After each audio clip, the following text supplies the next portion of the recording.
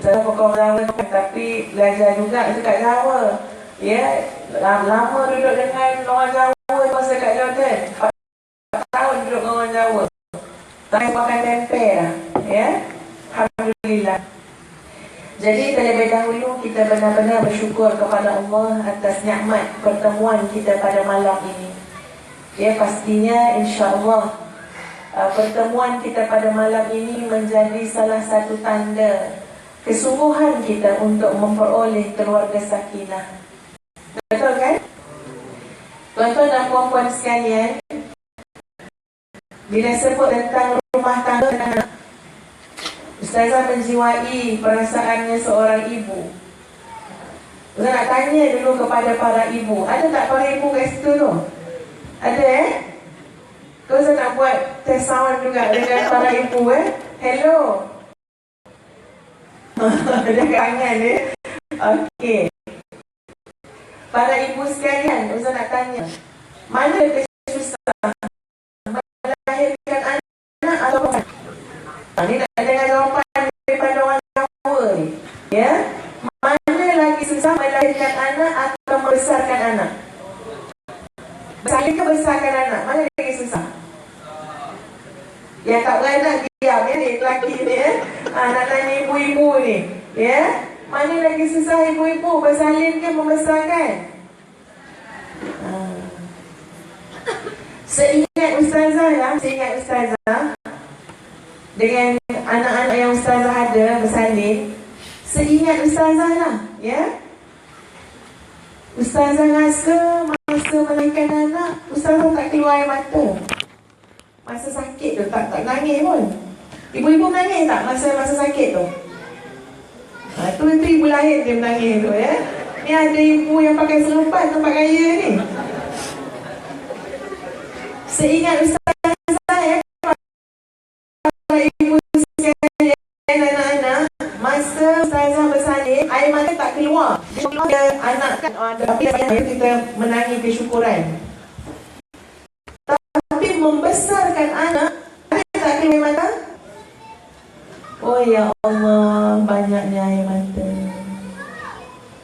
Dan kami tak pernah rasa menyesal. Ni para ibu ni tak pernah rasa sesal pun dengan air mata yang keluar. Ya, sebab para ibu ini memang masya-Allah pakai air liur tau anak-anak. Tapi doa kami tu doa dengan air mata. Ya, cabaran untuk membesarkan anak supaya menjadi anak soleh-solehah yang lebih baik daripada kedua ibu bapanya, ini bukan benda yang kecil. Adik-adik mungkin pernah tengok susah payah mak bapak bagaimana nak membesarkan kita. Sebab tu tadi Dr. Azhar dah baca ayat Quran, wa bil walidaini ihsana. Dengan mak ayah kena buat baik, kena taat, kena berbakti. Ada seorang hamba Allah, tuan-puan, hidupnya susah sangat. Ya, hidupnya umpama ma'isyatan dhanka. Ya Allah, hidupnya lintang pukang, haru biru. Dan bila ditanya agak-agak apa punca, dia tak nampak punca. Bila kita tanya soalan, ada mak tak? Dia dengan pantas menjawab, oh kalau mak saya dah meninggal 15 tahun dulu Ustazah. Maknanya cara dia jawab tu, tuan-puan, seolah-olah tak ada kaitan ma'isyatan dhanka, kehidupan yang lintang pukang hari ini dengan ibu sebab mak dah meninggal 15 tahun dulu. Tapi kita nak bawa dia berfikir apa yang telah dia buat pada mak dia dulu sebelum 15 tahun. Tengok balik, memang mak kita dah meninggal 15 tahun dulu. Tapi tengok balik masa mak kita ada, masa arwah tu masih ada. Apa yang kita buat pada mak ayah kita, apakah kita fikir Allah lupa dengan apa yang kita buat? Ini kisah kehidupan ya adik-adik. Ustazah cakap ni sebagai seorang guru, sebagai seorang ibu, nak ingatkan adik-adik untuk cari kejayaan dalam hidup, jadi anak yang soleh memang terkait dengan ketaatan kepada Allah dan bakti kepada ibu. Menurut tuan-puan, semua ingat benda 15 tahun dulu. Pernah tak kamu sakitkan hati mak kamu? Pernah tak kamu buat mak kamu menangis? Pernah tak mak hilang? Orang fikir malaikat tak tulis. Dan anak tu boleh berkata, oh kalau mak saya dah meninggal 15 tahun dulu. Ingat tutup kes ke? Meninggal mak 15 tahun dulu. Tak tutup.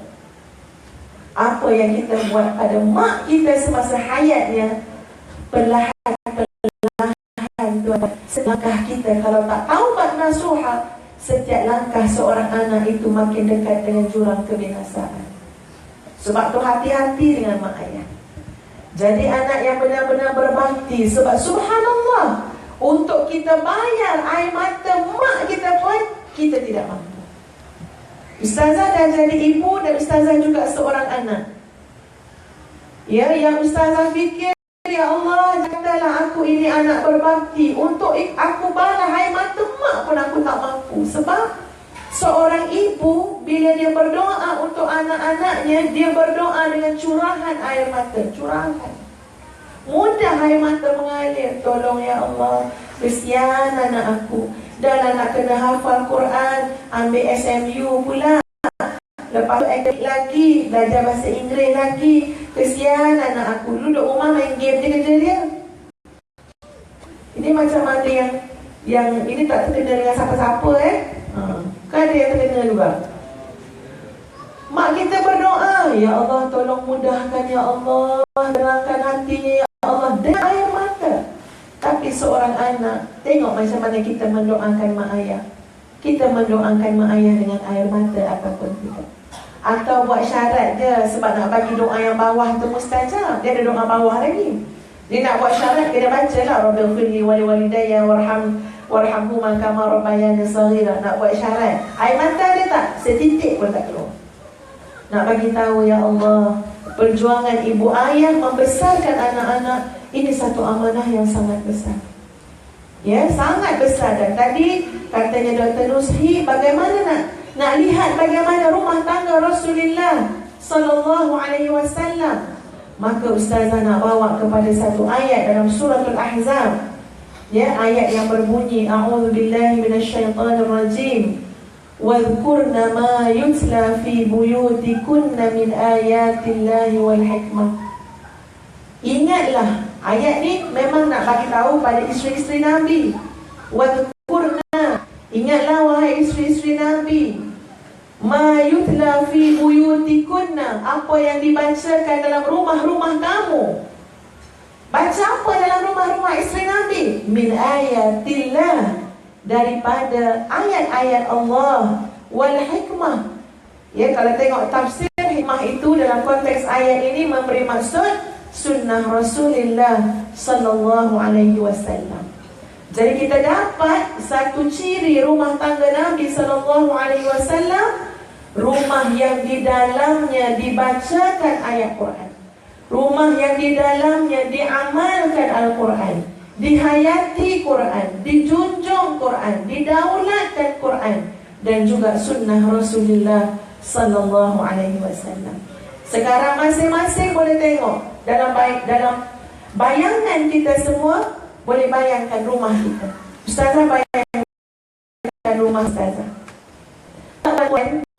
Kadang-kadang ialah kita berfikir juga kan, ya Allah, macam mana patut aku buat. Ya, sebab yang kita buat ni belum memadai tuan-puan. InsyaAllah banyak lagi boleh diikhtiarkan. Macam mana aku nak bagi rumah tangga ni lebih baik, Allah. Ya, banyak kelemahan, banyak kekurangan. Bisa sampai wadhkurna ma yutla fi buyutikunna ayatillah. Ingat, rumah yang di dalamnya dibacakan ayat-ayat Allah dan di sana diamalkan Rasulullah sallallahu alaihi wasallam. Lalu terfikir tuan-tuan, macam mana rumahnya? Saya buat contoh macam ni tuan-tuan. Katalah ada makcik timah kan, ya? Dekat sini Ulu Kundang ni ustaz. Oh, terbalik. Kundang Ulu, ya? Makcik dekat Kundang Ulu ni ustazah, makcik nak ikut balik rumah ustazah boleh ke? Ada kosong kosong ke kereta, dicontoh jangan pula ada yang minta kan, ya. Boleh Cik Timah, boleh balik rumah ustazah. Baliklah rumah ustazah, bagi salam depan rumah, Assalamualaikum. Kita pun masuk rumah. Sebaik masuk dalam rumah tu tuan-puan, sebenarnya tuan-puan sudah dapat satu gambaran bagaimana suasana. Apakah rumah itu hampir dengan ciri wadhkurna ma yusla fi buyutikunna min ayatillah wal hikmah. Contoh contoh. Masuk rumah, tengok-tengok, oh anak-anak tengah tengok TV. Ya, tengah bergetawa tengok TV. Tadi kata ustaz ada panggilan azan, hayya 'alas salah. Mungkin dia akan perlahankan TV, tapi sebaik habis solat, habis azan, ingatkan menuju solat, tapi tukar channel lain. Ini contoh. Lepas satu channel TV, channel lain pula, sinetron pula, Korea pula, dan sebagainya. Diam depan TV. 3 hari kalau tuan-puan duduk, kata dia contoh rumah ustazah, tak pernah dengar dalam rumah tu Quran dibaca. Tak pernah nampak dalam rumah tu Quran dibaca. Maka tuan-puan, tak kiralah rumah ustaz ke, rumah ustazah ke, ia seolah-olah memberikan isyarat rumah itu belum lagi layak untuk dinobatkan sebagai keluarga sakinah yang di dalamnya makmur dengan kasih sayang, dengan rahmat, dengan belas ihsan dan sebagainya, dengan keberkatan. Itu indikator yang paling penting. Itu sebuah rumah yang di dalamnya diajar Quran, baca Quran, beramal dengan Quran. Subhanallah. Tapi kalau tuan-puan pergilah rumah siapa pun yang tak terkenal pun, tiba-tiba kita buka pintu, ya Allah, tengok ada seorang anak dia tengah baca Quran. Kita duduk 3 hari rumah dia, kita terserempak dengan satu subuh, semua baca Quran dalam rumah tu. Percayalah tuan-puan, rumah itu lebih hampir dengan barakah, lebih hampir dengan sakinah. Sebab indikator yang paling penting ialah bagaimana hubungan rumah tersebut dengan seluruh penghuninya dengan Al-Quran dan Sunnah Rasulullah Sallallahu Alaihi Wasallam. Lalu apa yang ustazah cakap ni tuan-puan, sebenarnya menjawab pertanyaan ustazah sendiri. Oh, kalau macam tu ya Allah, mungkin rumah aku belum lagi benar-benar seperti ayat tadi, wadhkurna ma yutla fi buyutikunna min ayatillah. Sebab itu kadang-kadang benda kecil pun jadi ribut dalam rumah. Sebab tu kadang-kadang anak jauh hati dengan mak, mak jauh hati, berasa hati dengan anak. Sebab tu kadang-kadang kita rasa macam ada sesuatu yang tidak kena. Dan bagus kita rasa demikian. Sebab apa? Nak bagi signal bahawa ada sesuatu yang masih belum sempurna dalam rumah tangga tersebut. Jadi tuan-puan, mudah je formula dia. Balik rumah, lihat sendiri rumah kita. Ya, sama jugalah kami bertiga dekat depan ni. Macam mana kita dengan Quran dan sebagainya, itu menjadi penanda aras keluarga itu sakinah, bahagia, diberkati ataupun tidak.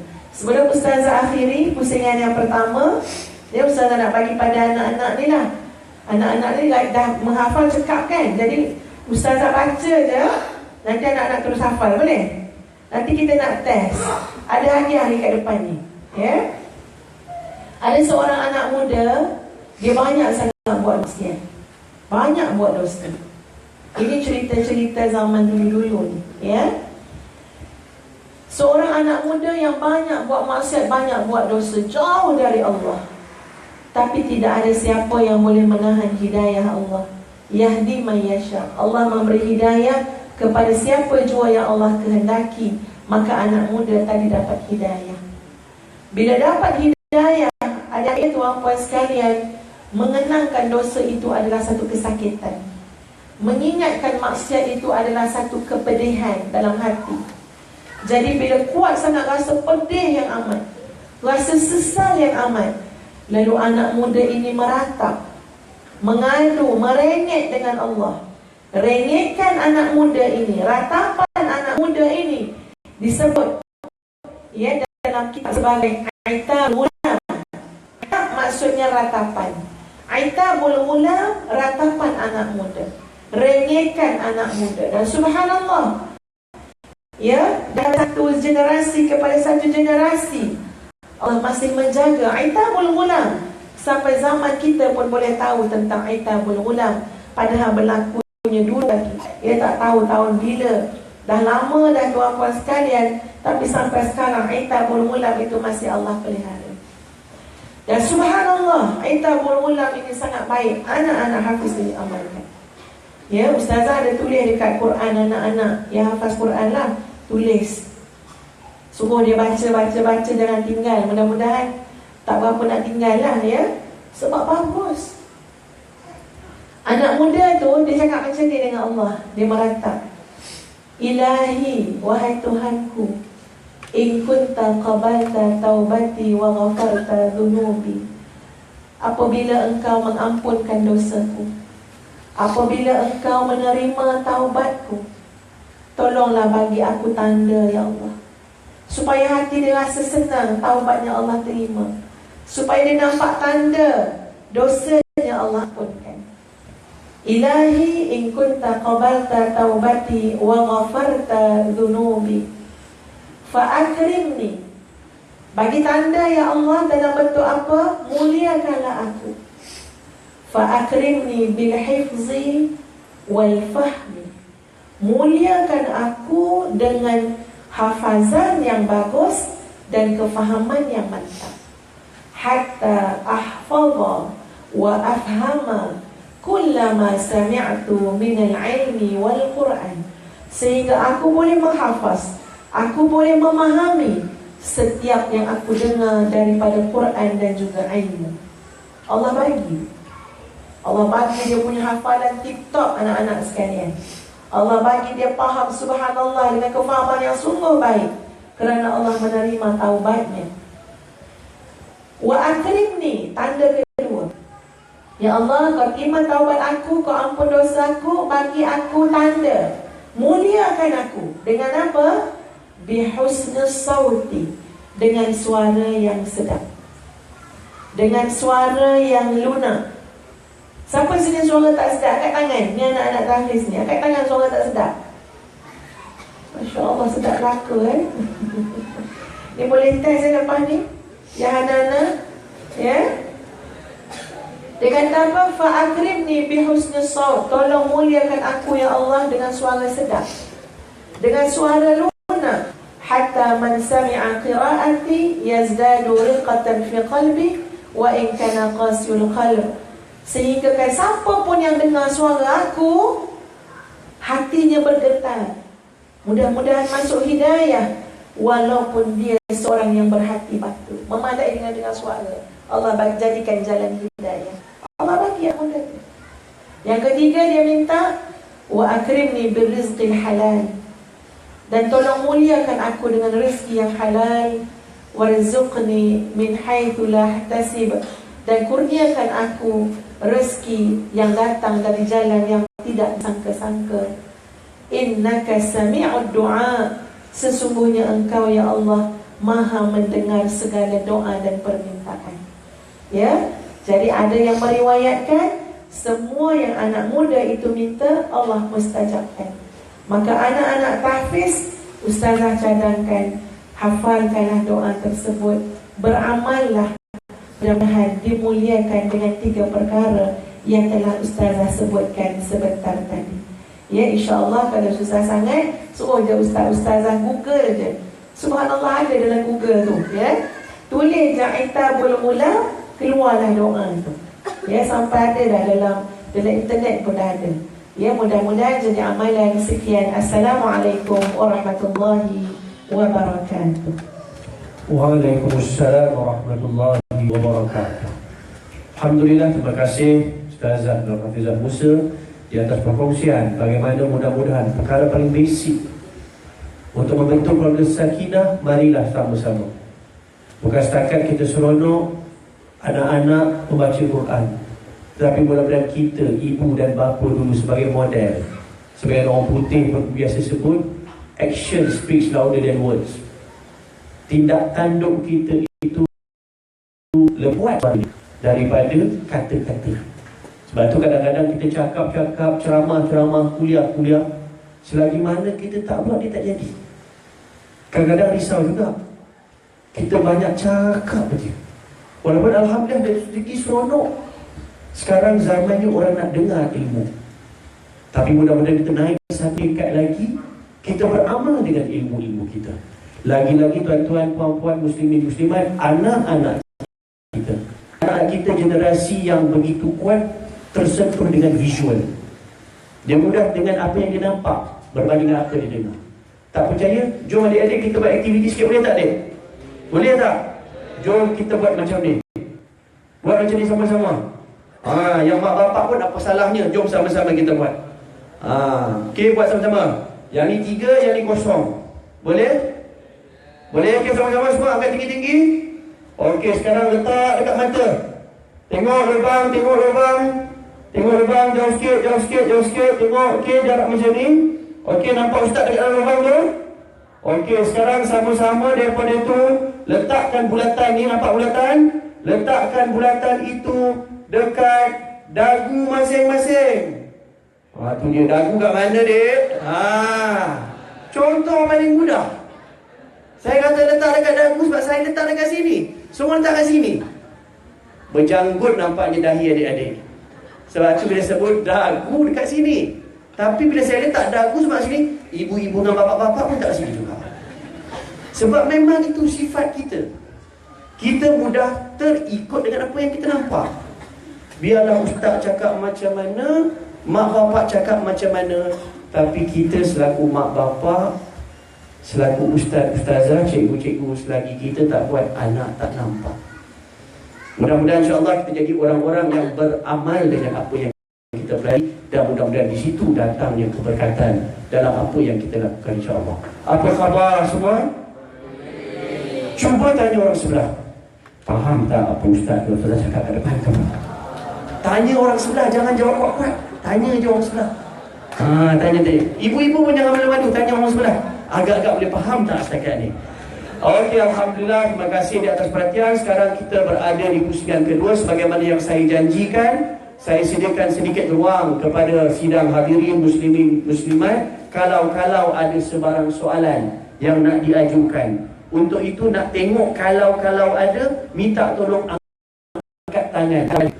Sebarang bentuk soalan ke, nak minta pengalaman ke ustaz-ustazah kita dekat depan ni, saya memberi ruang kalau ada. Kalau tak ada, saya terus masuk je lah pusingan kedua. Tu nak tanya juga. Ada nampaknya di situ. Silakanlah tanpa membuang masa, kita beri ruang. Okey, ni pusingan ini saja kita buka. Kalau ada terus angkat tangan, kami nak bagi. Dan sementara itu, sementara mikrofon sampai, saya nak ingatkan juga kepada para ibu bapa tetamu, pihak Mahat Tahfiz Al-Quran Al-Muhammadi sebenarnya sedang bangunkan fasa yang seterusnya. Mahat Tahfiz ini daripada konteks asrama banat perempuan. Alhamdulillah, kutipan ataupun sumbangan tuan-tuan betul menggalakkan, berbaki tinggal 120,000 saja lagi. So siapa-siapa yang nak menyumbang, insya-Allah bolehlah disalurkan. Nanti kita akan elankanlah kepada siapa yang berminat nak sumbangkan kepada Mahat Tahfiz ini dalam akaun bank Islamnya nanti. Untuk tidak menaikkan masa, silakan soalan untuk diajukan. Assalamualaikum warahmatullahi wabarakatuh. Saya Fazli bin Jamaluddin. Saya mungkin keluar sikit daripada lingkup kita, tapi masih dalam satu tajuk yang sama, iaitu anak soleh dan cemerlang.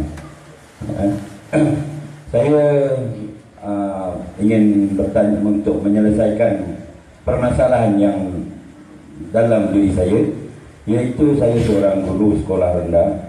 Apa yang bermain di dalam fikiran saya ialah untuk melahirkan anak-anak yang cemerlang dan soleh dan cemerlang, tetapi kekangan dia, minta maaf saya sebut, ada kalangan ibu bapa ini yang, macam mana nak cakap, yang solatnya pun tak dijaga. Jadi bagaimana kita nak melahirkan anak yang soleh dan cemerlang kalau sekiranya ibu bapa sendiri tidak menjaga hubungan hablum minallah tadi. Jadi minta ustaz atau ustazah bagi pencerahan sedikit supaya saya senang untuk melaksanakan untuk mendidik anak-anak saya, anak-anak murid saya ke arah anak saleh dan cemerlang. Assalamualaikum warahmatullahi wabarakatuh. Waalaikumsalam. Terima kasih, jelas soalan itu. Ada lagi kalau ada kita kumpulkan terus dan kita masukkan terus kepada pusingan kedua. Silakan.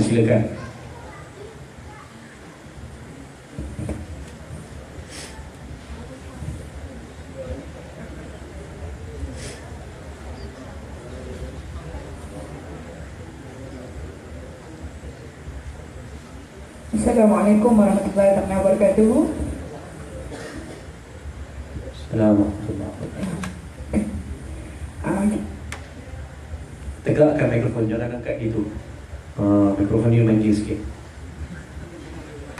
Ya, tes.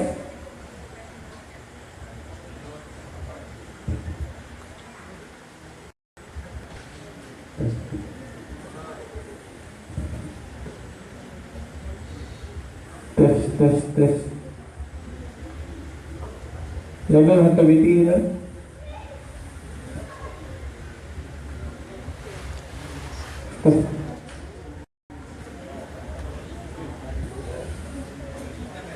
Tes.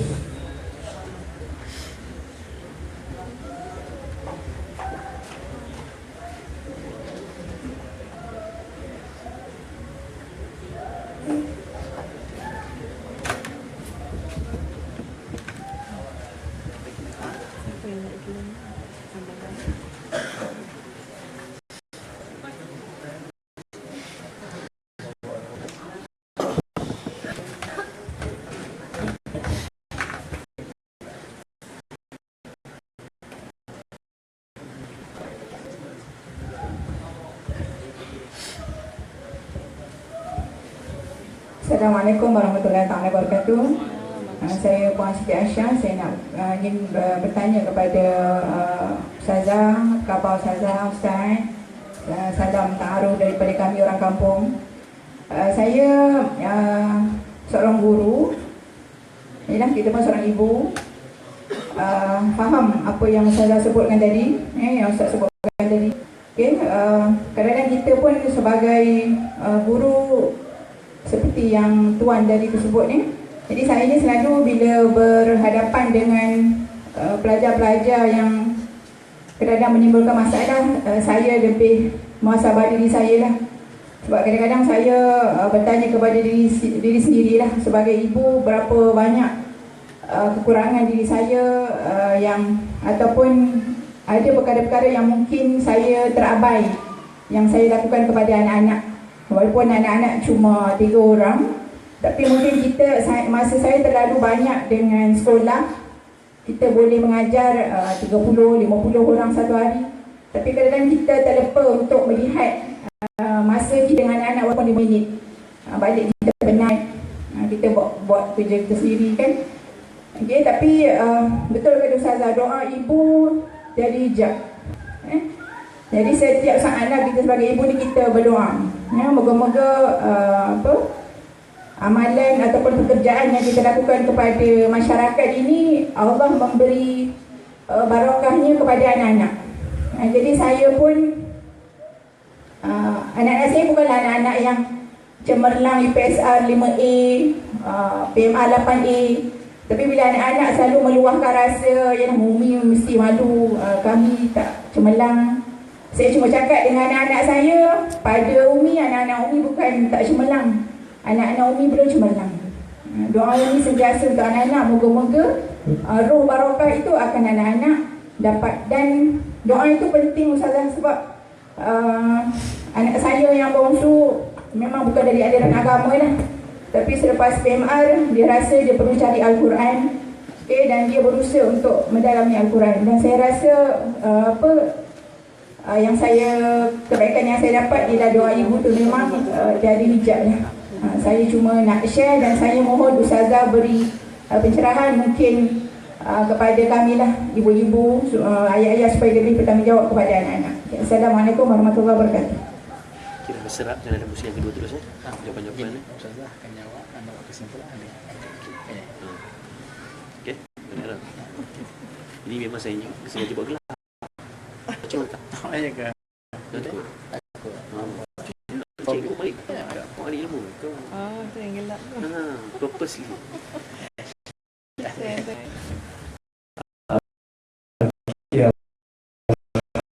Alhamdulillah. Terima kasih kepada yang hadir semua. Alhamdulillah.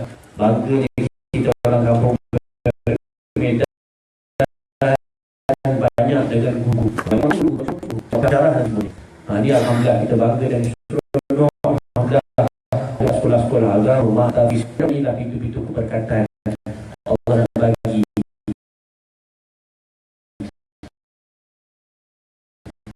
kepada kita di sekitar kampung Medan Hulu Muaru ini. Masyarakat ada bersama di persoalan itu insya-Allah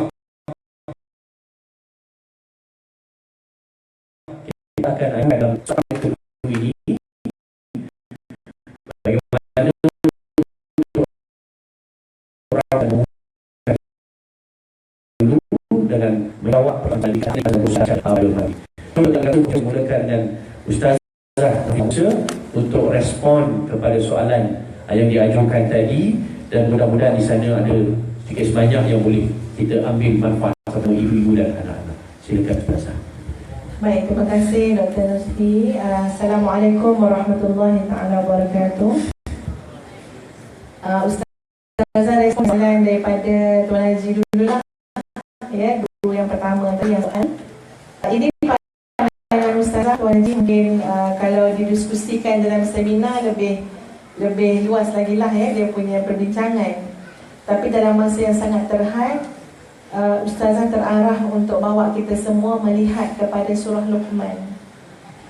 Dia begini, memang guru-guru contohnya bila pelajar datang kan, kita yang di rumah tu dah macam luar bidang kuasa kita. Ya, kecualilah kalau pihak sekolah dicadangkan sesekali jemput mak ayah untuk program-program parenting dan sebagainya. Tapi kadang-kadang ibu bapa yang lihat solat ni tak berapa nak hadir majlis-majlis yang seperti ini ya. Cuma apa peranan kita di pihak guru? Yang ini yang saya nak tengok, nak bawa kepada surah Luqman. Bayangkan tuan-puan sekalian, Allah sebut dalam surah Luqman bagaimana saat Luqman berkata kepada anaknya. Luqman kata apa pada anaknya? Nasihat Luqman yang paling baik ni, kalau tak Allah tak rakamkan dalam Quran, tak gezet dalam Quran. Luqman kata pada anaknya, ya bunayya la tusyrik billah. Wahai anak kesayanganku, janganlah kamu mensyirikkan Allah. Sekarang mak dia tak cakap anak. Mak dia solat, mak dia pun jauh daripada kehidupan beragama. Itu dalam konteks yang kita bincang. Maka apa salahnya ia datang daripada guru-guru yang sangat bertanggungjawab untuk menanamkan dalam diri anak murid supaya mentauhidkan Allah dan tidak mensyirikkan Allah Azza wa Jalla. Kadang-kadang tuan-puan, seolah-olah benda ni tak ditekankan pun oleh mak ayah. Ustazah pernah dalam program parenting tuan-puan tanya ibu bapa siapa yang pernah cakap dengan anak dia la tusyrik billah. Kalau tak cakap Jawa pun tak apa, cakap Melayu pun tak apa, Tamil pun tak apa, tapi maksudnya kamu jangan mensyirikkan Allah. Hampir satu dewan tak ada yang angkat tangan. Ya, dia suruh solat, bagus dah suruh solat-solat, tapi ada lagi yang lebih penting daripada itu. Apa dia? Jangan syirikkan Allah. Dan Ustazah bila sebut pasal syirik, ingat lagi Dr. Azhar bincang dengan Ustazah. Dia kata, Dr. Azhar cakap, yang paling diingat kalau bahas pasal syirik ni, apa yang Tuan Guru Nik Aziz sebut. Masa muda-muda dululah, Ustaz Azhar belajar dengan Tuan Guru, dengar dia punya kuliah. Dia tanya pada semua pendengar kuliah dia, dia kata, syirik-syirik ni apa kak? Dia tanya.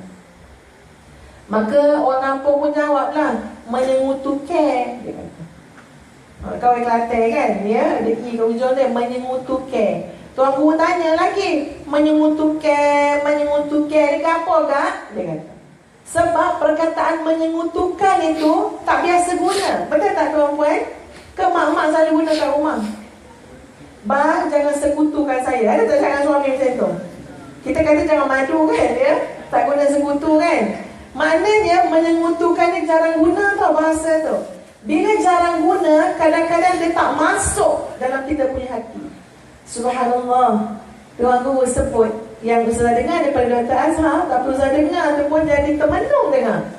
Tuan Guru kata, dia kata apa, lebih jelira. Maknanya Tuan Guru rasa lebih suka nak gunakan maksud la tusyrik, jangan syirik.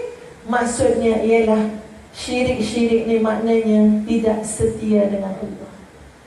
Jadi perkataan tidak setia itu, Ustazah dengar pun menung apa? Ya Allah, aku nak ke jadi orang tak setia dengan Allah.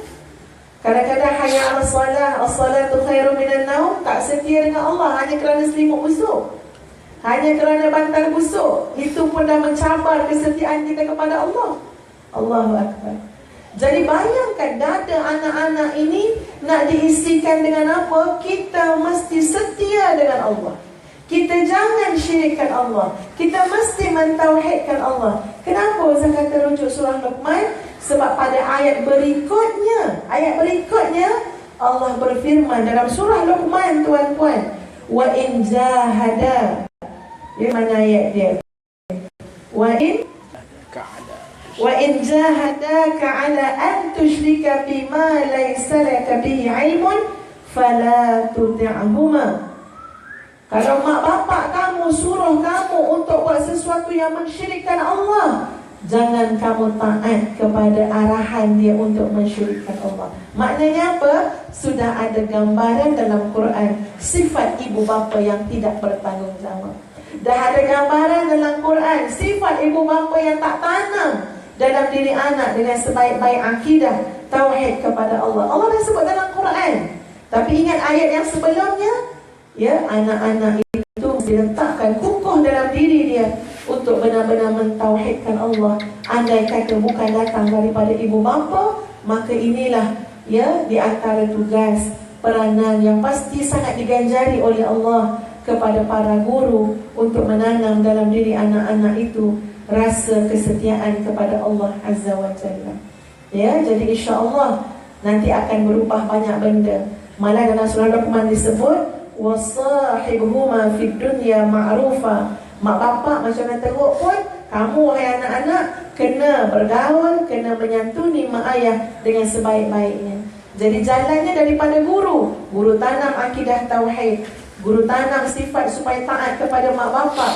Mudah-mudahan juga akhirnya menjadi jalan hidayah kepada kedua ibu bapa. Ya, jadi ini tugas besarlah guru-guru.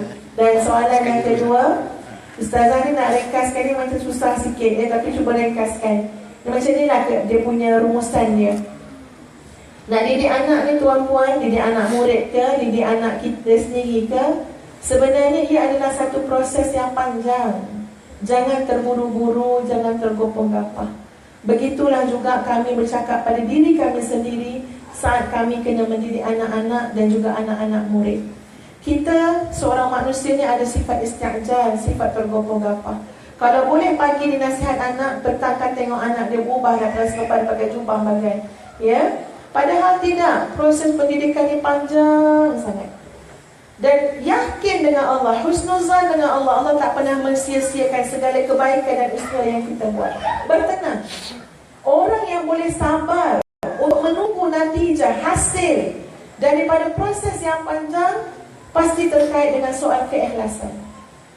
Jadi kalau seorang guru yang ikhlas, seorang ibu bapa yang ikhlas, yang dia tahu urusan mendidik anak, urusan mendidik anak murid, ini adalah urusan langsung antara dia dengan Allah.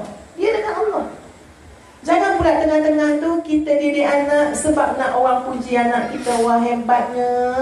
Anak kan enak tak ada dapat B, tak ada C, daripada anak susah nak nombor 5 A memanjang. Habis A kat kampung ni anak kan enak ambil. Kita nak dengar tu ke masa mendidik anak-anak? Lepas tu kita pun rasa puas hati dengar, makan selera apa semua, tidur pun jadi lena. Kenapa? Dibuat oleh pujian manusia. Yang itu pun boleh tercapai ikhlas dia tu. Tapi kalau kita tahu, aku didik anak-anak ni urusan aku dengan Allah ni. Kalau aku salah, dari Allah datang nanti azab. Kalau aku buat betul, dari Allah akan datang sokongan, akan datang bantuan. So kita tak terkait sangat dengan orang kata itu, orang kata ini, tuan-tuan. Sebab apa tak Allah tak? Orang cakap tak didik anak ke Kak Timah? Tengok anak tu macam tu. Allah tahu kita dah didik anak kita. Kita nasihat, kita doa dengan air mata. Tapi Allah masih belum memberi hidayah kepada anak itu. Kita sabar. Kenapa boleh sabar? Sebab kita berurusan dengan Allah. Tak apa manusia cakap apa, tak ada masalah. Ustazah yakin hujungnya jadi soleh. Hujungnya baik. Allah tak pernah zalim dengan hamba dia. Macam tu juga didik anak murid. Kami pun ada anak murid, kawan-kawan 130 lebih orang kat kampus. Ya? Anak murid Ustazah ada seorang tu dah habis Quran 30 juzuk dah.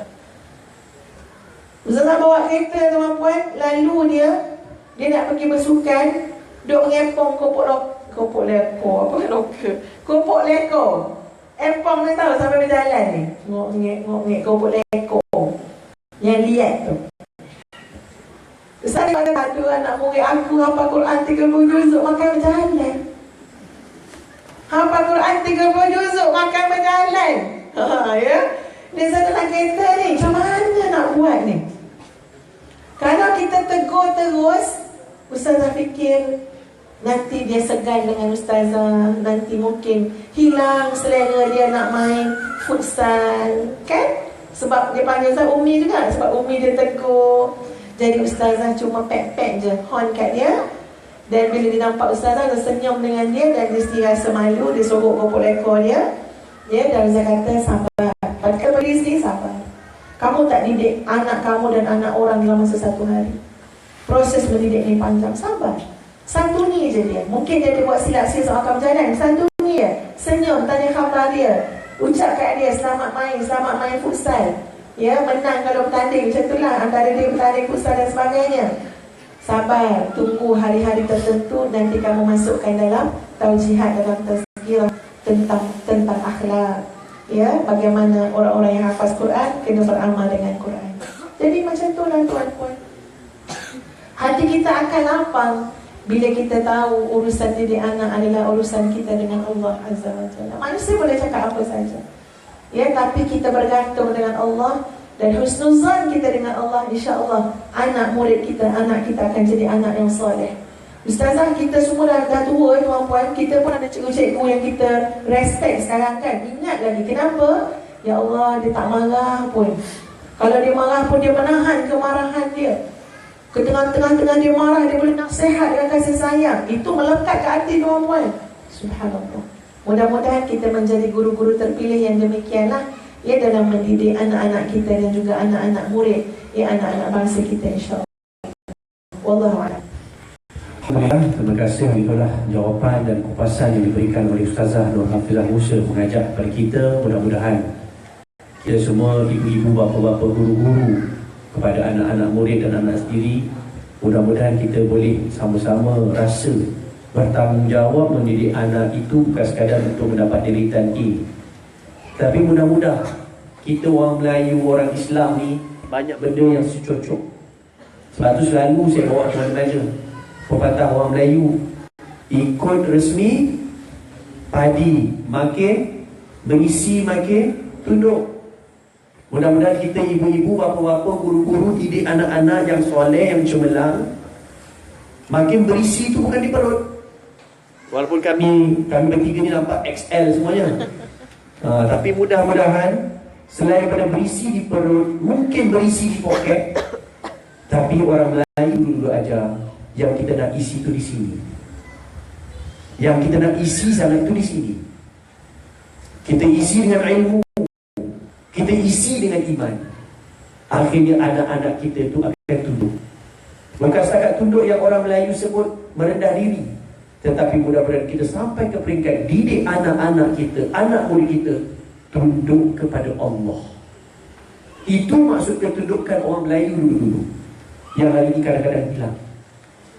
Hanya setakat boleh menunduk sesama manusia, tetapi gagal untuk tunduk patuh kepada perintah Allah. Maka semua itu pun mudah-mudahan bermula dari kita dulu, ibu-ibu, bapa-bapa, guru-guru. Kita dulu tunjukkan ketundukan kita kepada Allah Subhanahu wa taala. Mudah-mudahan anak-anak kita boleh ikut. Hello. Alhamdulillah masih ada lagi maknanya. Okey, untuk yang terakhir kita serahkan kepada Dr. Azhar Yaakob untuk berkongsi dengan kita. Tadi nampak gaya Ustazah Hafizah bukan main. Semua ibu.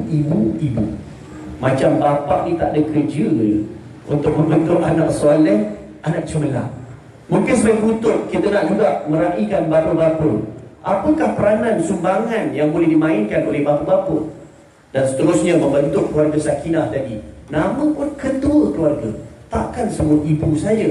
Dan akhirnya mungkin Ustaz boleh bagi rumusan kesimpulan kepada forum kita pada malam ini. Silakan Ustaz. Terima kasih kepada Ustaz Asri. Bismillahirrahmanirrahim. Hadirin tuan-tuan, anak-anak yang dikasihi sekalian. Anak-anak semua, hello. Ya, masih sihat dan waras ya. Nih di hadapan Ustaz ni masih ada lagi sejumlah hadiah. Mau tak? Okey, kalau mau kita teruskan dengan teka-teki dulu boleh? Boleh? Are you ready? Woi, pandai cakap Inggeris ni, masya-Allah. Hebat, luar biasa. Okey. Soalan pertama daripada Ustaz. Dalam banyak-banyak semut apa ni untuk laki dulu ya, nanti kita akan bagi soalan untuk pada perempuan. Dalam banyak-banyak semut apa yang kalau kita pijak kepala dia tak pecah?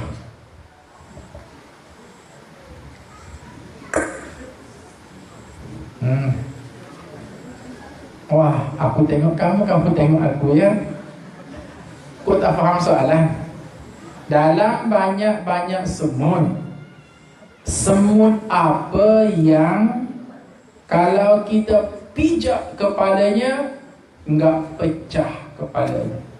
Nah ya bang. Gambar semut ya, salah. Tak apa, mencuba tu bagus ya. Ya, silakan. Ya, semut pakai helmet.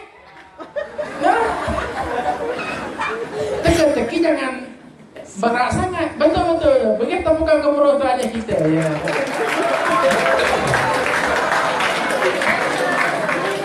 Okey, rosak teka-teki tu.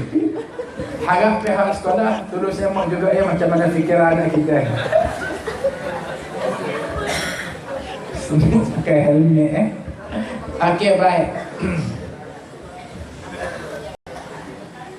Soalan kedua.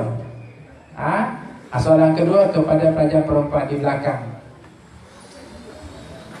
Tukang apa yang kalau kita panggil dia akan tengok atas? Tukang apa yang kalau kita panggil dia akan tengok kita ke atas? Okey, siapa nak jawab langsung saja ke depan.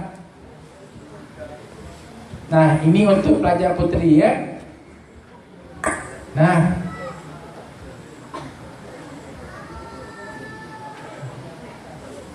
lima, 4. Kalau tidak ada kita suruh pelajar bani yang jawab. 3, 2, 1. Tak ada. Okey, nah. Putera-putera semua. Nah, okey abang, apa jawapan dia? Tukang gali kubur. Ya, betul. Ya, bukan tu tukang kubur tu abang kita mana. Sebab tukang gali kubur dia kat bawah. Kita panggil abang dia akan tengok. Abang dia akan tengok kita.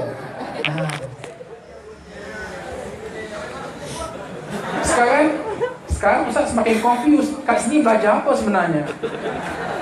Okey ya, baik. Nama siapa ni? Kaim Zakir. Okey, baik. Terima kasih. Soalan ketiga. Ustaz buka peluang kepada banat lagi ya. Ultraman. Ni mau tak balik hari ni kan? Ultraman mencipta Batman. Superman mencipta Jetman. Ustaz mencipta apa? Tak faham ya? Tak apa, Ustaz pun tak faham ni. Semua dah ya? Ultraman, mereka Superman. Ultraman, mereka apa? Superman.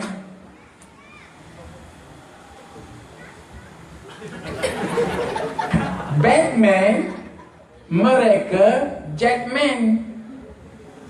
Pada masa itu ustaz mereka apa?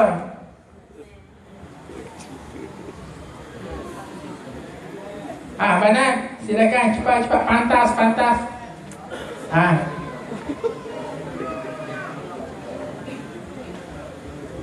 Ada mic. Wah, 3 buah nak sekali keluar ni. Ustazah pengiringnya, okey. Jawapannya apa? Ada mic tak? Okey, bagi mic. Sini je.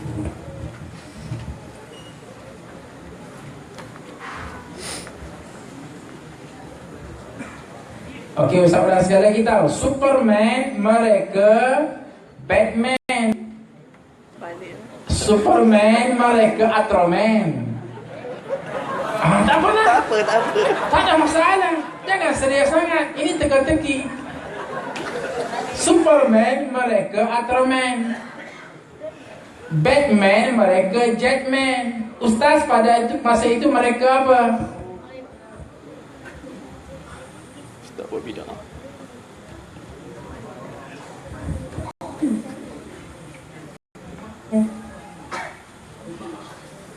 Jawab. Silakan. Mereka apa? Mereka cerita. Ya, betul. Pada masa itu Ustaz sengaja mereka cerita. Okey, berikan tepukan gemuruh. Mari datang ke depan untuk ambil hadiah daripada Ustaz. Okey. Last ya, soalan terakhir sebelum Ustaz balik Kuala Lumpur. Soalan terakhir sebelum Ustaz balik Kuala Lumpur.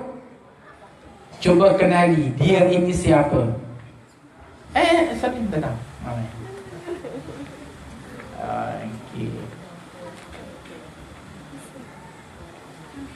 Soalan terakhir, dengar ya. Ini juga untuk akhwat ya. Kalau tak boleh baru pindah kepada Banin. Siapakah dia? Pertama, dia buka baju.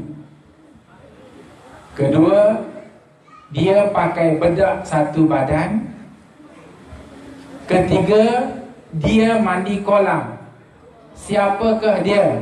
Okey. Sila keluar ke depan. Cepat.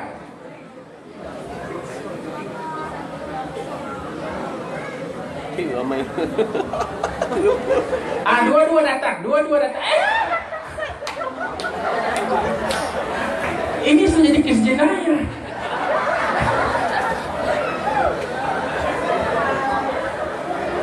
Dia buka mikrofon lagi ke mana?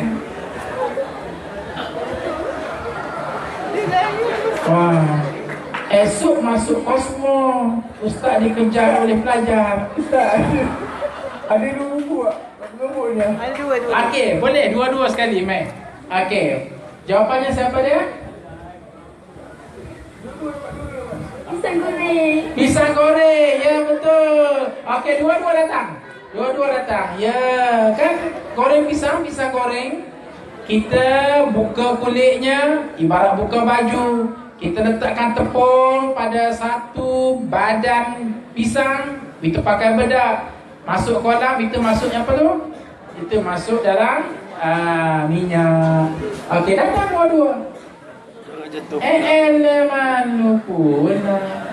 Okey, bagus. Berikan tepukan balik gemur untuk mereka berdua. Nasihat Ustaz, yang kali jangan kejar Ustaz. Kesian Ustaz Naufal. Dia mudah gemuruh dikejar.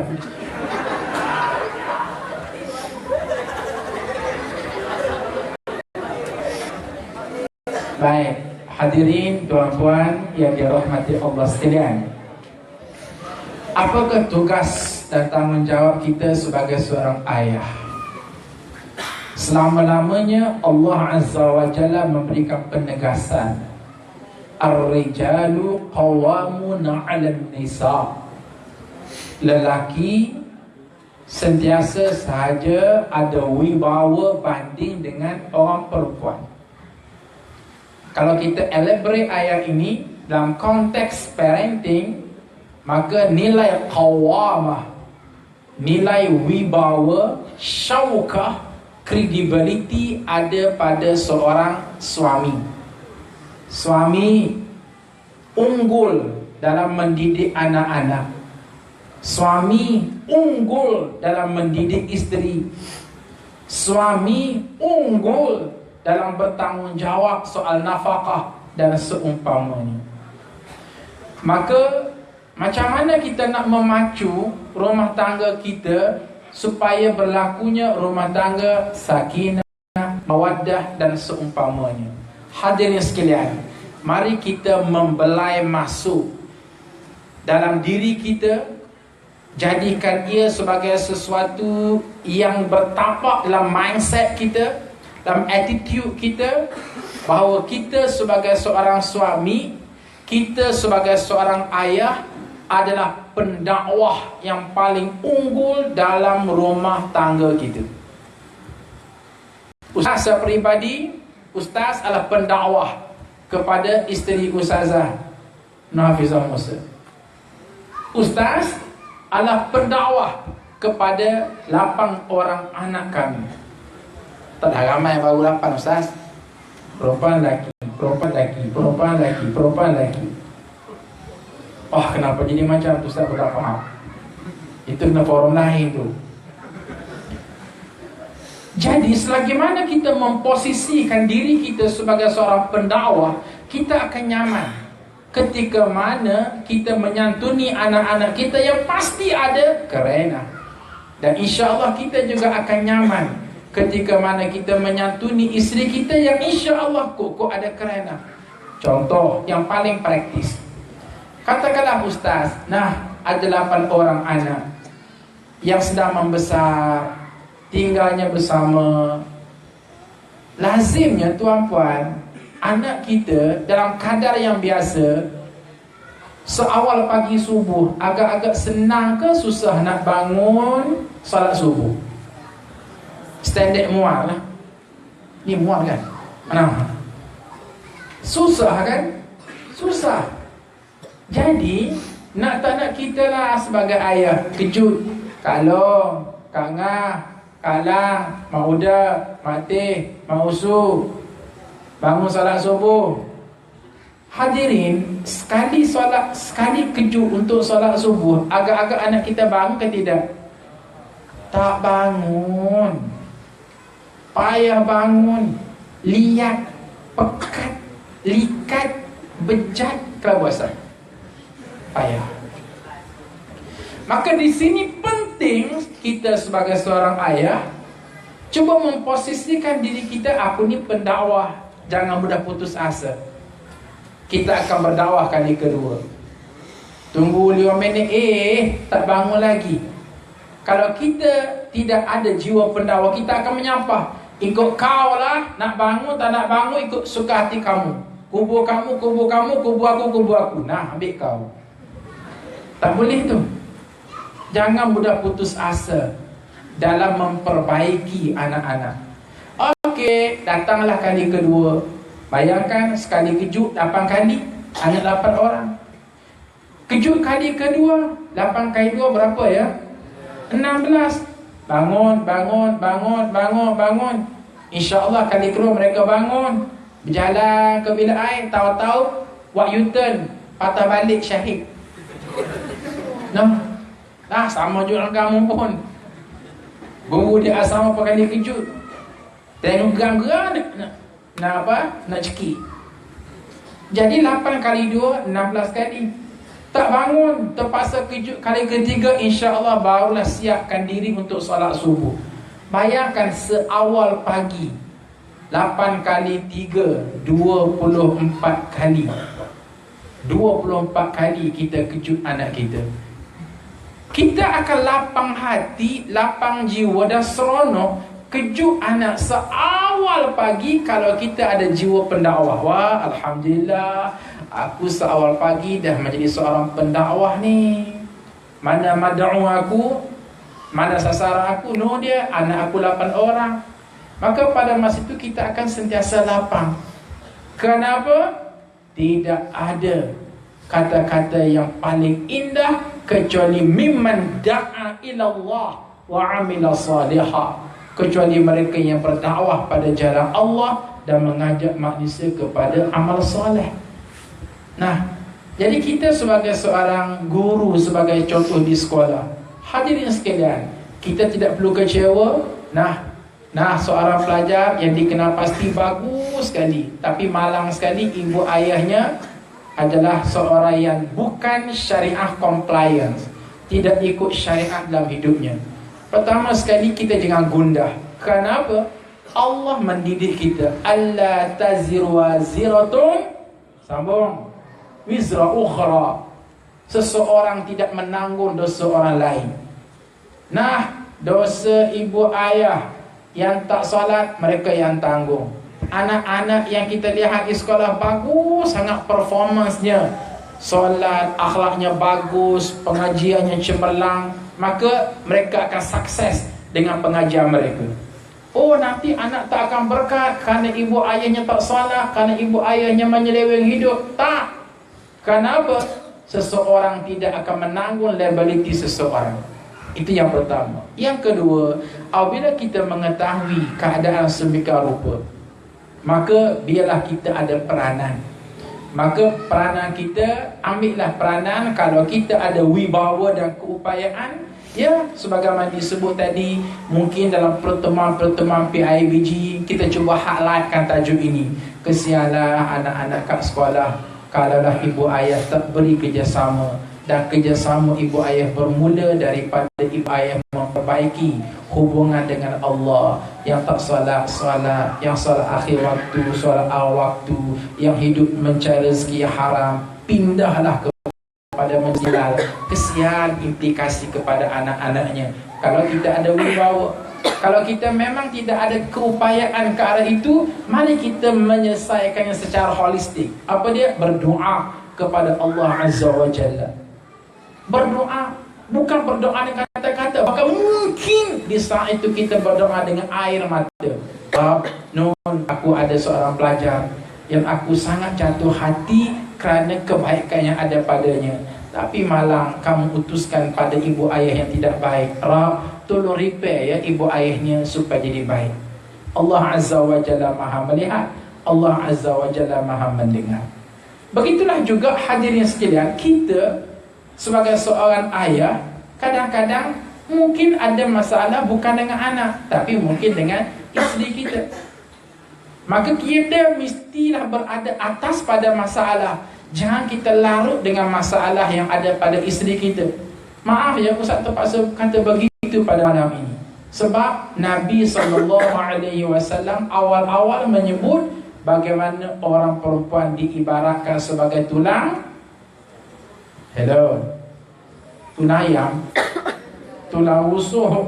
Nah, tulang rusuk sifatnya macam mana? Bengkok kan? Kalau diperbetulkan, patah.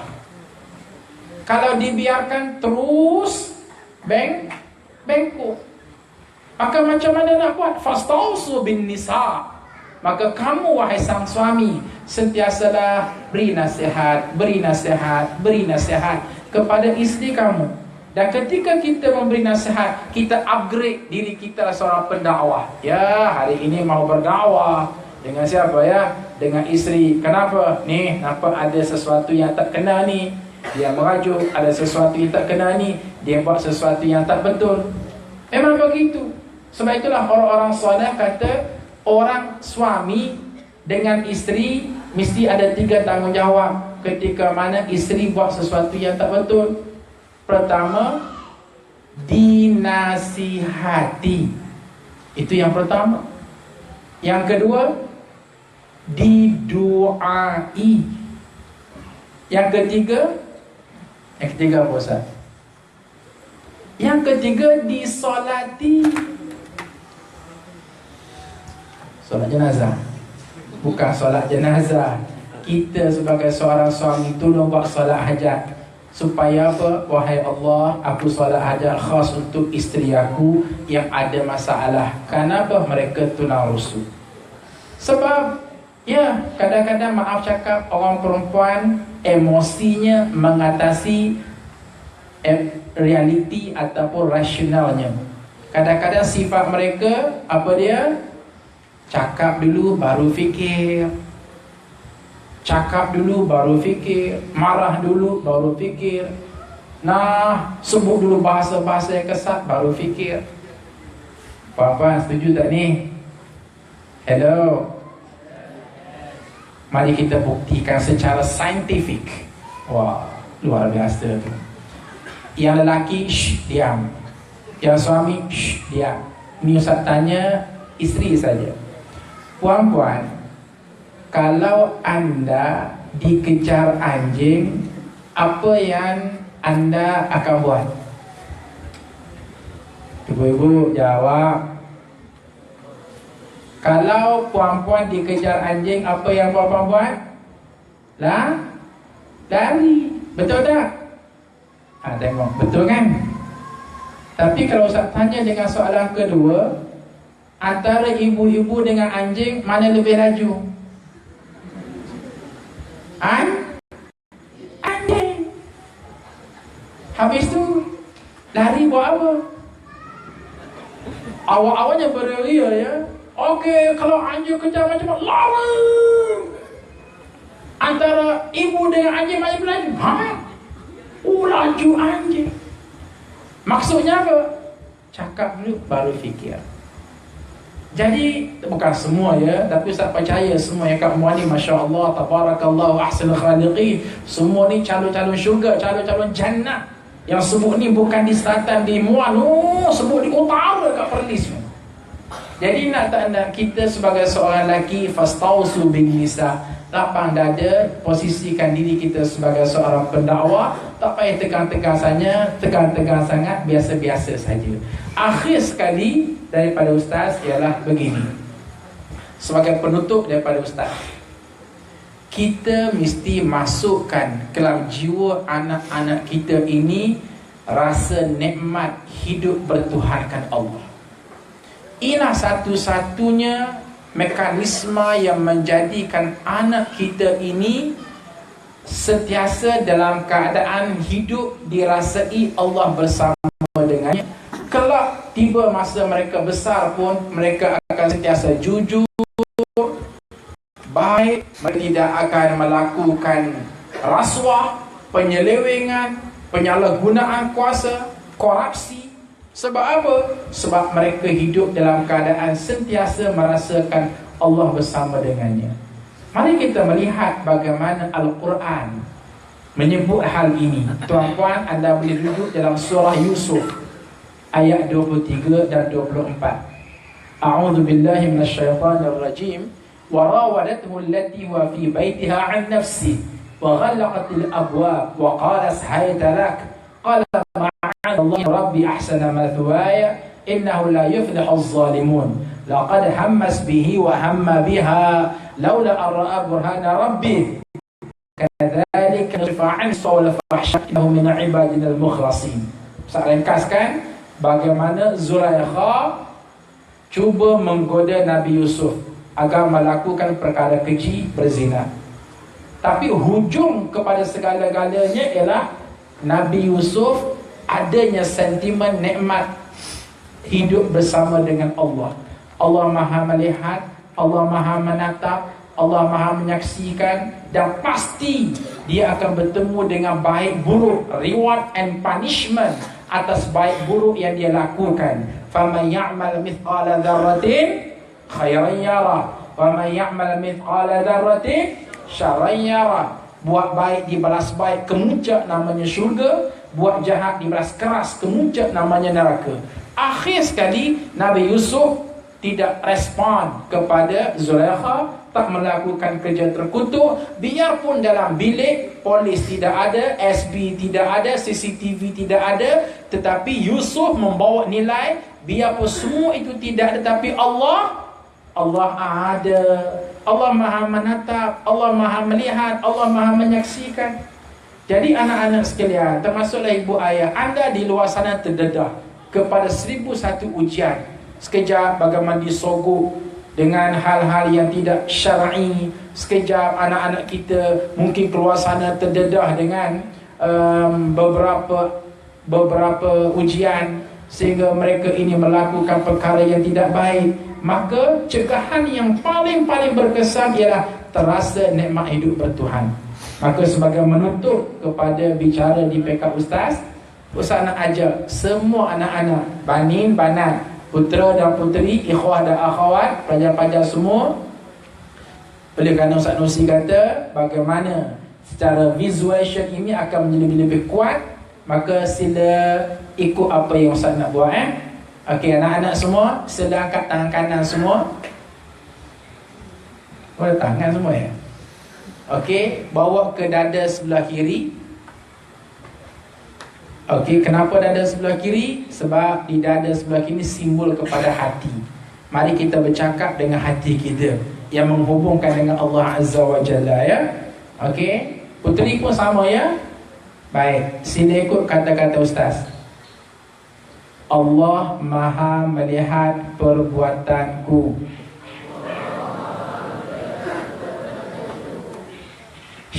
Hello. Hey. Ni yang tidur tu. Oh. Semula sebab ada seorang tidur. Okey, semula ya. Letak dada sebelah kiri. Sambil tepuk, ya. Allah melihat perbuatanku. Ulangan. Allah Maha melihat perbuatanku. Allah Maha mendengar kata-kataku. Allah Maha mengetahui tentang diriku. Wahai Allah, aku sayang Engkau. Wahai Allah, Engkau sayanglah aku. Wahai Allah, berilah kepadaku mimpi-mimpi yang indah, mimpi jumpa Rasulullah. Okey, alhamdulillah. Ini ialah wasiat daripada Abi. Setiap malam masuk dorm nak tidur, buat hari ke hari, minggu ke minggu, bulan ke bulan, sehingga kamu larut dalam suasana ini. InsyaAllah terasa sahaja nilai al-ma'iyah, kebersamaan dengan Allah Azza wa Jalla. Itulah kira-kiranya oleh-oleh daripada Ustaz, daripada Ustazah kepada kamu semua wahai anak-anak. Mudah-mudahan ada kekuatan kita dengan Allah Azza wa Jalla. Dan sebagai akhirnya, sebelum kami tutup, di belakang, di sebelah sana ada meja yang diletakkan koleksi beberapa barangan jualan daripada pihak kami, khususnya yang melibatkan program-program bersama dengan Ustazah Nur Hafizah Musa. Ada CD baca Quran beliau, ada buku-buku yang beliau hasilkan, dan termasuklah adanya Al-Quran Follow the Line. Kami, Ustaz dan Ustazah, kami berdua ada Mahat Tahfiz, namanya Mahat Tahfiz Integrasi Madul Hafaz di Kuala Lumpur. Pelajar daripada tingkatan 1 sampai tingkatan 5. KPI kami, pelajar selain daripada Hafiz Al-Quran 30 juzuk, mereka juga dikehendaki menulis Al-Quran tulisan tangan 30 juzuk. Jadi kami bawa ini versi yang ringan untuk 8 surah pilihan dan juga juzuk 30. Mudah-mudahan kita boleh mengambil manfaat kesemuanya. Jadi itulah semua, dan kami berdua mohon maaf atas kesilapan sepanjang mengendalikan forum perdana ini. Whatever, I love you all semua. Sekian, terima kasih. Assalamualaikum warahmatullahi wabarakatuh. Waalaikumsalam warahmatullahi wabarakatuh. Alhamdulillah, begitulah sedikit sebanyak pandangan, kupasan, huraian yang diberikan oleh kedua-dua ahli panel. Sebagaimana dimaklumkan tadi, pihak Mahatafis Quran Muhammadi juga, kita ada sikit lagi perlukan bantuan. Kalau siapa-siapa yang nak bantu sumbang, insya-Allah para petugas, adik-adik Mahatafis kita, mohon bergerak untuk sahabat-sahabat kita, tetamu-tetamu kita. Kalau ada sesiapa yang nak buat sumbangan, sila dialu-alukan, sila bergerak. Mudah-mudahan insya-Allah ini pun sebahagian daripada apa yang kita cakap. Kita mudah-mudahan bukan setakat cakap saja, kita buat. Keluarkan mudah-mudahanlah apa yang ada seikra mungkin. Dan Alhamdulillah, suasana cukup kondusif, gelap, tak nampak pun apa yang kita keluarkan. So sebaiknya keluarkanlah apa yang ada, mudah-mudahan untuk kebaikan perkara kita akhirat. Muslimin muslimat yang dirahmati Allah, begitulah sikit sebanyak yang kalau boleh saya nak buat rumusan, kesimpulan, keseluruhan kepada forum kita. Usaha membentuk anak soleh, anak cemerlang bukan hanya tergantung kepada ibu semata-mata, bukan juga hanya kepada ayah semata-mata, juga bukan hanya diserahkan kepada guru semata-mata, tetapi ia berhajat pada suatu usaha yang kolektif. Sebab itu secara analogi, perumpamaan mungkin boleh saya buat sebagai kesimpulan. Apabila kita dikurniakan, dianugerahkan oleh Allah Subhanahu wa taala dengan seorang anak bayi, orang pertama yang akan berperanan kepada anak tadi adalah seorang ayah. Dia melakukan asal. Sedar tak sedar, ayah itu sedang melakukan syahadah. Dimulakan dengan lawan membesarkan Allah. Allahu Akbar, Allahu Akbar. Sedar tak sedar, ayah tadi dah mula dah peranan sebelum diserahkan kepada guru. Amat tidak adil tiba-tiba anak itu besar kita serahkan guru. Sedangkan Islam dah tunjukkan dia punya model dan modul. Mula dengan seorang ayah dulu sebelum ibu. Ayah dulu isi anak itu dengan syahadahnya, dengan membesarkan Allah. Sebab tu ibu-ibu, ayah-ayah, kalau kita perasan, azan itu bermula dengan Allah, Allahu Akbar. Sedar tak sedar, azan itu berakhir dengan La ilaha illallah, juga Allah. Bukankah itu perumpamaan sebuah kehidupan yang singkat? Semua kita lahir, perkara pertama yang kita dengar daripada telinga kita, laungan azan daripada ayah kita, Allahu Akbar. Dan bukankah mati kita nanti, perkataan terakhir yang kita harap-harap keluar daripada mulut kita sendiri, La ilaha illallah, Allah juga. Muhammadur Rasulullah, Allah juga. Alangkah baiknya hidup mula dengan Allah, berakhir dengan Allah, pengisian semua tak disebut nama kita, tapi kita hanya membesarkan Allah. Ini satu cara paling mudah bagi umat Islam tunjuk cara untuk umat Islam bersatu. Besarkan Allah, bukan besarkan diri.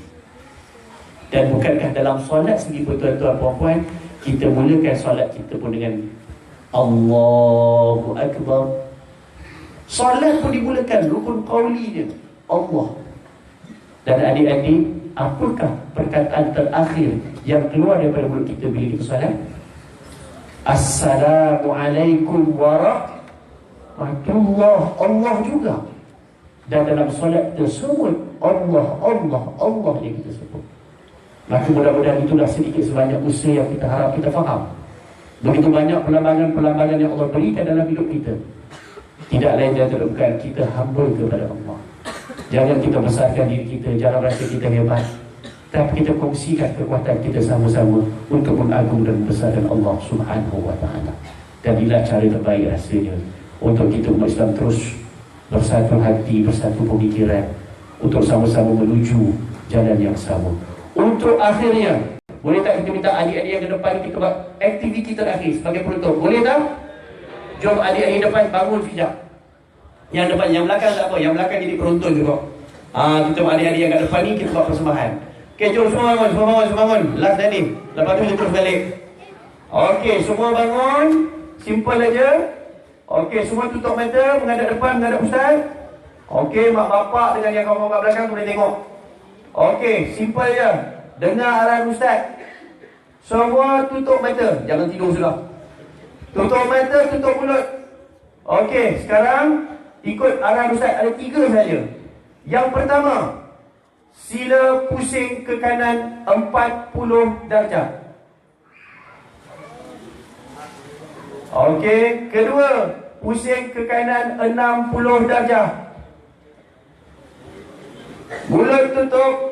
Ketiga, pusing ke kanan 80 darjah. Okey, sekarang angkat tangan kanan, tunjuk ke depan. Buka mata masing-masing. Mak bapak sila tengok anak-anak kita. Okey, tepukan balik kepulauan tu semua. Okey, boleh duduk sekali semua. Tuan-tuan, puan-puan, muslim muslimat, saya sekadar nak tunjukkan satu contoh. Semua boleh duduk. Saya sekadar tunjukkan satu contoh. Ini anak-anak yang bersih, anak-anak yang ikut kata. Cuma saya tengok tadi diorang banyak yang tak tutup mata. Kalau betul-betul diorang buat tadi, sebahagian besar tunjukkan. Dan itu perkembangan pada diri kita. Bila diberi 3 arahan, bukan 3 tahun bercerita, bukan 1438 bercerita, baru 3 arahan. Tapi bila kita berfikir secara sendiri-sendiri, tak pakai satu standard yang sama. Padahal kanan, satu dunia sama kanan. 40 darjah, satu dunia sama. 60 darjah, satu dunia sama. 80 darjah, satu dunia sama. Tapi dia berhajat kepada ilmu, baru dia jadi sama. 40 campur 60, 100. 100 campur 80, 180. Kalau adik-adik, anak-anak kita tadi betul cekap dan faham, 180 akhirnya semua tunjuk ke belakang dan sama. Dan begitu juga hidup kita. Kalau kita ada ilmu, kita faham, kita jalan akhirnya tempat satu je. Tempat asal kita, tempat asal Nabi Adam AS, syurga. Dan semua kita nak tuju ke tempat yang sama. Tak kira siapa pun kita. Tapi kalau kita tak ada ilmu dan kita boleh pakai kepala kita sendiri, kita pakai logik sendiri, yang tu kita boleh tersalah, tertiru, terikut kawan-kawan. Tapi mudah-mudahan dengan Al-Quran, dengan Islam, mudah-mudahan kita sentiasa mendapat panduan yang paling tepat dan cermat untuk selamat dunia dan akhirat. Saya rasa setakat itu saja perkongsian kita pada malam ini. Terima kasih Al-Fadhil Ustaz Dr. Azhar Yaakob dan Ustaz Hafizah Musa. Tepukan balik gemuruh untuk mereka berdua. Juga kepada para tetamu yang hadirkan ini, tepukan balik gemuruh untuk mereka. Dan akhir sekali untuk kita semua, mudah-mudahan Allah memberkati usaha kita. Kita sama-sama tutup dengan bacaan tasbih kafarah dan surah Al-Asr. Subhanakallahumma bihamdik, asyhadu an la ilaha illa anta, astaghfiruka wa atubu ilaik. Bismillahirrahmanirrahim. Wal 'asr, innal insana lafi khusr illa alladhina amanu wa 'amilus shalihat wa tawassaw bil haqq wa tawassaw bis sabr. Wabillahi taufiq wal hidayah. Assalamualaikum warahmatullahi wabarakatuh. Takbir.